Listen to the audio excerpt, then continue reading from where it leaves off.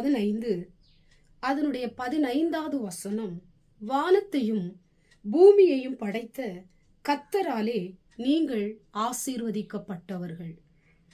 எனக்கு அன்பான தேவ பிள்ளைகளே, கர்த்தருடைய வார்த்தை சொல்லப்பட்டிருக்கிறது, நீங்கள் ஆசீர்வதிக்கப்பட்டவர்கள். கர்த்தர் உங்களை ஆசீர்வதிக்க விரும்புகிறார்.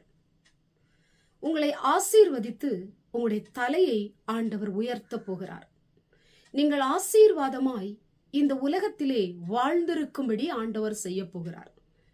இன்னைக்கு நிறைய மனிதர்கள் உங்களை பார்த்து சொல்லலாம், நீ ஒன்றுக்குமே பிரயோஜனம் இல்லாதவன், நீ ஒன்றுக்குமே லாய்க்கு இல்லாதவன், ஒன்றுக்குமே நீ தகுதி இல்லாதவன், நீ சாபம் நிறைஞ்சவன், இப்படி நிறைய வார்த்தைகளை சொல்லி உங்க மனசை புண்படுத்தலாம்.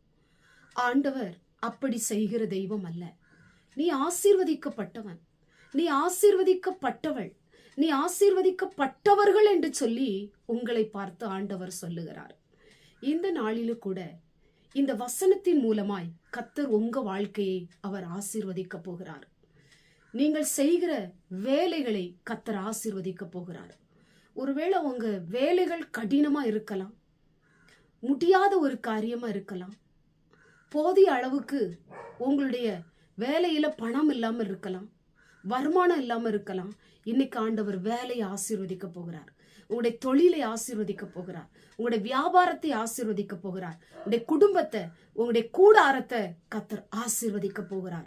நீங்கள் ஆசீர்வாதமா இருக்கும்படி ஆண்டவர் கிருபை செய்ய போகிறார். இன்னைக்கு ஆண்டவர் தடைகளை உடைத்து திறக்க முடியாத வழிகளை ஆண்டவர் திறந்து உங்களுக்கு முன்பாக சென்று கோணலானவைகளை செவ்வையாக்கி நீங்கள் ஆசீர்வாதமாய் வாழ்ந்திருக்கும்படி செய்ய போகிறார். யாரெல்லாம் உங்களை தூசித்தார்களோ, நிந்தித்தார்களோ, அவமானப்படுத்தினார்களோ அவர்களுக்கு முன்பாக நீ தலை நிமிர்ந்து ஆசீர்வாதமாய் வாழும்படி உடைய குடும்ப வாழ்க்கை, உடைய தனிப்பட்ட வாழ்க்கை, உங்களுடைய கூடார வாழ்க்கை, உங்களுடைய வேலை ஸ்தலம் எல்லாவற்றிலும் ஒரு ஆசீர்வாதத்தை தேவன் கட்டளையிட போகிறார். நீங்கள் ஆசீர்வதிக்கப்பட்டவர்கள். உடைய ஆசீர்வாதத்தை யாராலும் தடுக்கவே முடியாது. தேவன் ஒரு மனிதனை ஆசீர்வதித்து உயர்த்தும் பொழுது எந்த மனிதனும் குறுக்கிட முடியாது. உங்களை ஆசீர்வதிப்பார், நீங்கள் வாழுவீர்கள், நீங்கள் நன்றாயிருப்பீர்கள். கண்களை மூடி ஜெபம் பண்ணுவோம்.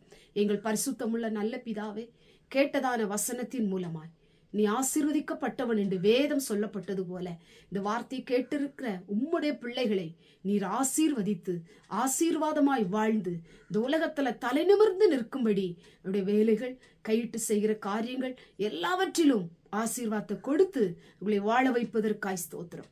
இயேசுவின் மூலம் ஜெபிக்கிறோம் பிதாவே, ஆமென்.